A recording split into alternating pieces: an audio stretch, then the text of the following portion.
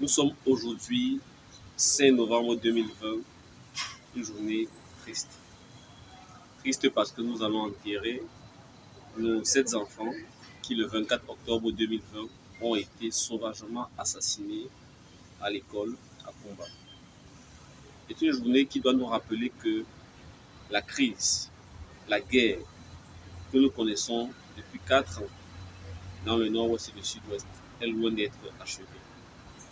Contrairement à ce que certains membres du gouvernement peuvent nous dire, la situation reste très complexe, l'insécurité règne.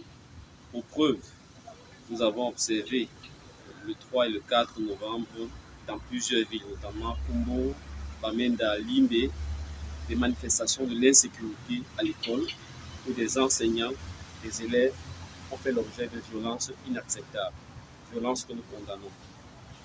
Mais si nous les condamnons, il faut surtout penser à ce qu'il faut faire pour agir et changer les choses. Mais on ne saurait changer les choses si on n'est pas déjà conscient de la réalité de la situation. Pour ceux d'entre nous qui ne sont pas dans ces régions, il faut qu'on soit conscient qu'actuellement, il y a des centaines de villages qui ont été abandonnés. Si vous visitez ces régions, vous verrez qu'il y a des maisons totalement vides sur lesquelles vous pouvez voir des impacts de balles témoignant du fait que dans ces zones, la vie normale a laissé place à un théâtre de guerre. Vous verrez au nombre de contrôles militaires, contrôles policiers, que la liberté de circulation y est restreinte.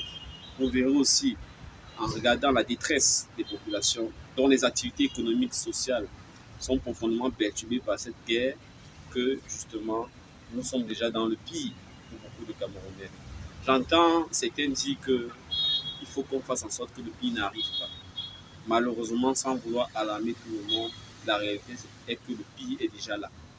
Donc aujourd'hui, en ce 5 novembre où nous allons enterrer nos enfants, s'il y a quelque chose que nous devons tirer comme leçon, c'est qu'est-ce qu'on peut changer au niveau de nos pensées, au niveau de nos paroles, au niveau de nos écrits, au niveau de nos actions pour contribuer au retour de la paix. Parce que c'est le principal enjeu. Il ne sert à rien de déplorer les violences, de déplorer les victimes si après l'action n'est pas organisée pour mettre un terme à la guerre.